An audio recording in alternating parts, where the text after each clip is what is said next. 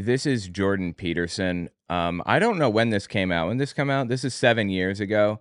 I'm not sure if this is after he's famous or before. I think it's after he got famous, but it wasn't like he wasn't gigantic yet. He talked about World War II and the Nazis and what they did. So I want to listen to what he had to say. I happen to know a lot about this subject. So let me see if I can validate what he's saying. See if he's telling the truth or just making shit up as he goes. So here's what you should have done if you were a Nazi and you wanted to win the war. See, he could have solved it. You should have enslaved the Jews and the Gypsies and had them work, right? Okay, that is exactly what they did. You should have had them work for the benefit of the victory, and then if you wanted to, you liquidate them afterwards. Okay, is this a joke? Is he having a laugh at me right now? This is literally exactly what they did. I thought he was going to tell us how Hitler could have won World War II. That's the logical thing to do if you want to win. Uh-huh. And we assume that Hitler wanted to win. Uh-huh. But that's not a very intelligent assumption. Why would you assume that? He wasn't exactly a good guy. So why should we assume that he was Why would we assume that he doesn't want to fucking die? Exactly a good guy. So why should we assume that he was aiming at the good that he was promoting, even in his own terms? I don't know what that means. Right? The glorious, everlasting Third Reich, right? That'll rule for 1,000 years and be a bastion of civilization and music, because that's the sort of thing he purported to be interested in. Well, what, you don't think he was interested in music? No, he was interested in, like, the arts, music, sculpting, and all kinds of stuff. I'll tell you what, this is for historical kind of knowledge, so I'm comfortable doing this, but there's a sculptor, there's a famous sculptor, got famous in Germany. Dude's name was Arno Brecker. He was Hitler's, basically his favorite sculptor, his favorite artist in Germany, because he sculpted like the Aryan form, quote unquote, with like unnaturally large muscles, and it was really weird. And he had a thing about sculpting twig and berries. I don't know why he liked doing that so much. Like, you know, for historical knowledge, I'm comfortable. I'll cover this in the final product, you know. But yeah, I don't know why he was so obsessed with sculpting twigs and or berries. It was like a lot. It was more than it should be.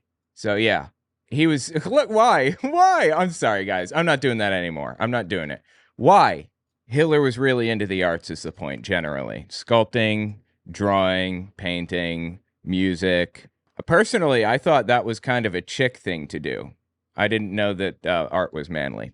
Peterson only got famous due to his bigotry being revealed in the wake of Canadian Bill C-16. He profited off hate. 100%. And he was wrong about C-16. He was incorrect. Well, so what do you do with the Jews and the Gypsies?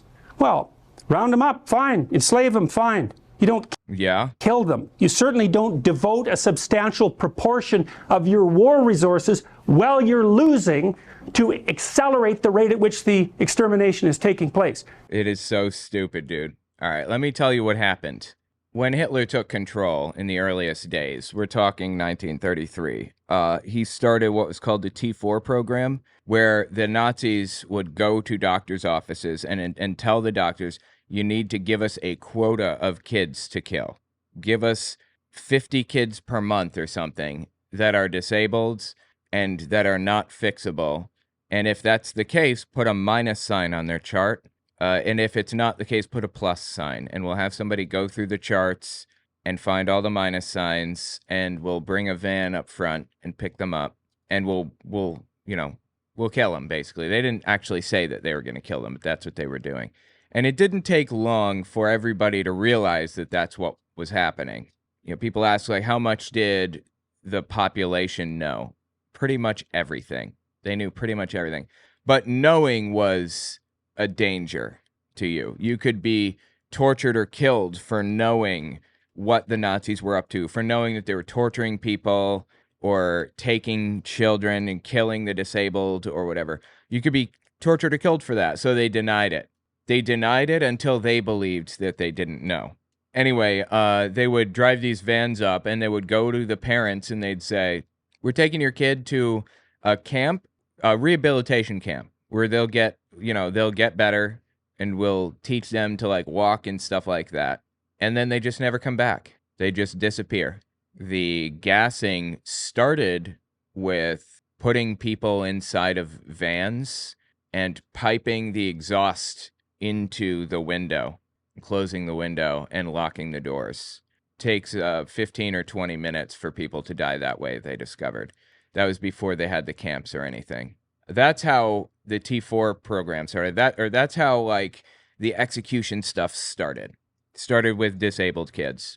I just finished writing a book titled Was Hitler an Atheist? It talks about religions during the Third Reich and how they worked together. Catholics, Jehovah's Witnesses, and Protestants. And I even address the lies told by the evangelical world about Bonhoeffer. It's on Audible and Amazon. Okay, let's continue. Eventually, they started a work camp kind of thing. Like they built the concentration camps like really early on. And the concentration camps were not necessarily death camps. They were different, although the death camps were also concentration camps. But concentration camps are just where like large numbers of people were concentrated. And at these concentration camps, they had everybody there work. It'd be breaking rocks in the hot sun, for example, or whatever. Building like munitions, building tanks and stuff like that. And people talk about how well the economy was doing under Hitler. That's why. The economy was built on slave labor is the point. And the hang up with Peterson is probably coming where he doesn't realize like how it all kind of played out. You can just learn about it in the book Night by Elie Wiesel, I think is his name.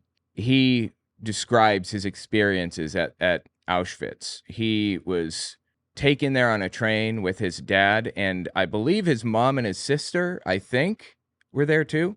Somebody walks by. You know what? Maybe his mom and sister were taken separately. Anyway, you should read the book and find out. But he and his dad are standing in line there. They get out of the train, and they're standing there, and somebody walks by and says, "Tell him you're 16 or something," just whispers to him. And there's no time to ask questions. So he describes standing there as an SS guard comes out and another guy in like fully decorated, like seemingly very influential person walks out and says, he starts going down the line and he says, left, right, and he's pointing to people and telling them to go left or right. If they go left, it's to the crematorium. If they go right, it's on work detail. He and his dad were both sent to work. The people that are too young, too old, or inadequate for working were sent to die. Elie Wiesel, specifically, he survived, but his dad did not. His dad died there next to him weeks before the camp was liberated.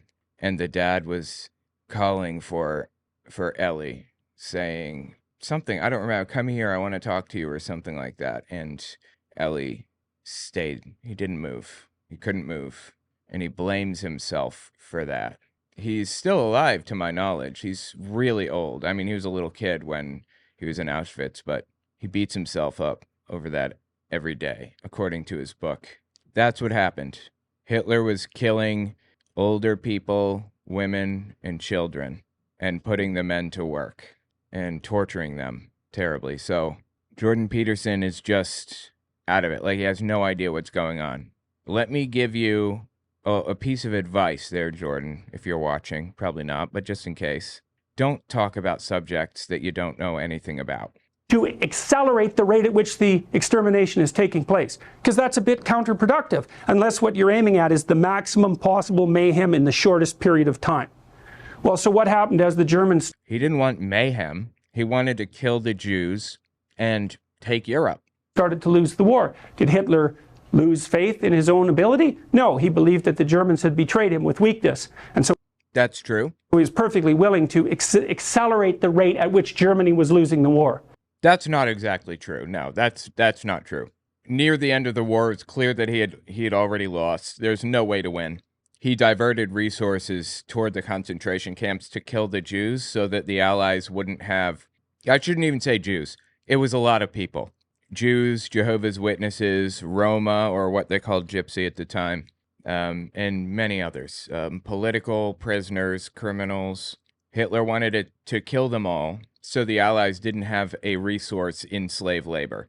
So he diverts resources to the concentration camps and instructs the guards to kill all of the prisoners. But they didn't have the resources. They couldn't.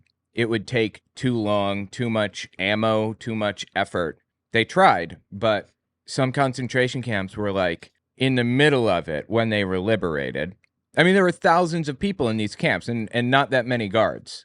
So some of them were liberated like while they were trying to do this, and the guards caught wind that the Allies are coming, so they put on prisoners' clothing and slip out in the middle of the night. For example, some of the guards didn't have time to slip out. Some of them stayed and got beat to shit by the prisoners. And Americans just kind of turn around, put a cigarette in their mouth and light it, and just stand there smoking, looking out over the field while all this shit was happening. So, anyway, Hitler at the end didn't care about the German people, and his reason for diverting resources was to rob the Allies of a resource. And at the end, he actually said he didn't care about the German people. The only ones left were weak. They were just the weak ones. The Aryan race died in the war. The only ones that are worth anything died in the war. So he didn't care what happened to the German people. And so when Hitler and his minions had the choice, here's the choice. You can suspend your unnecessary demolition of people, win the damn war, and then pick it up afterwards. Or while you're losing, you can just accelerate the mayhem even though it's counterproductive. That's not true. It's like, what'd they pick? Well, they picked to accelerate the mayhem. And so to me, there's an old psychoanalytic idea. I think he is so full of shit. He has no idea what he is talking about. Don't talk about subjects that you're completely, like, unknowledgeable about. As a professor, as an authority figure, providing information to young students. He is such a joke. This was derived by Jung. Wait, why can't I hear it? Got it. Hold up. Okay, here we go. Sorry. And so to me, there's an old psychoanalytic idea. I think this was derived by Jung. Carl Jung. He had a couple of interesting ideas, but he was kind of a nutcase. If you can't figure out what someone is doing or why, look at the outcome and infer the motivation. If it produces mayhem, perhaps it was aiming at mayhem. Perhaps, but not most definitely. And again, his whole thing is based on nonsense. There wasn't mayhem. There was slave labor. Now, you have to use that dictum carefully. If someone's irritating you, maybe it's because you're irritable and you should sort yourself out. But maybe it's because they're actually aiming at irritating you. And that's the actual motivation. So perhaps not, but it's another tool in your analytical armament. So why doesn't he use a different example, one that's not fictitious? And so you see, well, and this is the thing about warfare that's so interesting about because you can attribute it to territoriality. Territoriality, is that a word? Territoriality. It is a word, apparently. The act of establishing and defending a space or territory of one's own. Kind of like anti-disestablishmentarianism. There's like 6 negatives in there. You can attribute it to a war for resources. That's what I would say, wretchedly simple-minded economists presume. People fight over scarce resources. It's like, hey, we're a little bit more sophisticated than that. And first of all, what resources are you talking about? The bloody Inuit had nothing. They lived perfectly well. What did they have? Snow and seal blubber. People can live in unbelievably deprived conditions. And I don't understand what point are you trying to get to? What does this mean? Is he just like saying random words that mean absolutely nothing? Seal blubber. People can live in unbelievably deprived conditions. No fucking shit. And so the idea that there are natural resources that we fight over because there's a shortage of them is a pretty oversimplified view of human beings. It's like, well, why do people fight? Well, maybe they fight sometimes for good reasons, but very, very frequently they fight for bad reasons. And those bad reasons are personal as well as sociocultural and economic. Dude, what point is he trying to make? I'm so lost. If you were a Nazi prison guard, for example, whatever pathologies you were carrying around in your destructive little soul, whatever element of Cain was deeply embedded in you, had... Whatever element of Cain. The opportunity to be manifest fully at every moment of your waking existence, right? You had these people who were completely beholden to you with no rights whatsoever, to whom you could do whatever your evil little heart determined. Okay, you've described Nazi Germany. Now, what's the point? Think, well, maybe that was a motivation for putting them there to begin with. And all the cover story about, well, we're trying to build the Third Reich and we're trying to stabilize the state and we're trying to do all these good things. Maybe that's just a cover story for the real motivation, which is nothing but what? The construction of death camps that killed 6 million people. How about that? And the obliteration of 120 million people on the planet. Bro has no idea what he is talking about. And the leaving of Europe in ruins. Maybe that was the motivation. Or are we going to attribute to Hitler the highest possible motives? Say, no, it's an archetypal manifestation of Cain. Why does he keep doing this? Why does he use needlessly big words? Archetypal manifestation of Cain. He could have just said, no, he's imitating Cain. Check this one out. It's another shorter one. There's a book called Ordinary Men that's a lot like that. I don't think I've mentioned that to you. Ordinary Men is an interesting book. It's a good book. And as far as I can tell, everything in it is accurate as far as like interviews go and things. But it incorrectly portrays police battalions as being like not indoctrinated, just normal people when they were not. The battalions that Ordinary Men was talking about were radical, extreme. They were the most insane of the most insane. So I would say that book gives people an incorrect perspective, an incorrect impression of what happened, and should be viewed skeptically. Ordinary Men, that's a lot like that. I don't think I've mentioned that to you before, but Ordinary Men is a book about, it's the best book of its type. No, it's not. Maybe it's the only book of its type. No? It's possible, but it's plotted much like Breaking Bad in some sense. It's a story about these German police. It's not a story. It's a book full of interviews and analysis of those interviews of a police battalion. Police Battalion 101 or something, I think. I've read it multiple times. It's good, but it does not represent reality at the time. In early stages of World War II. And they were guys who were old enough to be raised in Germany really before the Hitlerian propaganda. Why Hitlerian? Why not just Hitler's propaganda? Needlessly confusing words. Came out in full force. You know, if you were a teenager, say in the 1930s, you were going to be pulled right into the propaganda machine, and maybe you were part of the Hitler Youth, and like you were raised in that, you know. But if you were older, then you were raised before that, and you're not as amenable to propaganda once you're older than about, well, I would say about 22 or something like that. It's pretty young, actually. If you're Jordan Peterson is pretty good with psychology, with psychological subjects. He's pretty accurate with a lot of it. Everything else is complete nonsense. I'm inclined to believe him on this one specific point, but I'm skeptical of literally everything out of his mouth. You're going to make a soldier, you have to get a soldier young. It's a propaganda from the people that live on the planet Hitleria. That makes sense. Hitlerian, yeah. Hitlerian propaganda from Hitleria. It's pretty young, actually. If you're going to make a soldier, you have to get a soldier young, because once people are in their early 20s, say, they already have their personality developed. Anyways, these policemen were sent into Poland after the Germans marched through. And, you know, it was wartime, and there was this hypothesis in Germany that the Jews in particular were operating as a fifth column and undermining the German war effort because, of course, the Germans blamed the Jews and a variety of other people for actually setting up the conditions that made the war necessary. And Yep, that's correct. So when the police were... It's called the stab in the back myth, and it was a conspiracy theory from the time. World War I and World War II were really the same war. They were just a group of countries pushing for new territory, effectively. World War I, Germany, it was started by Austria, south of Germany, but Germany saw the opportunity when World War I started and invaded, I think, Luxembourg and Belgium.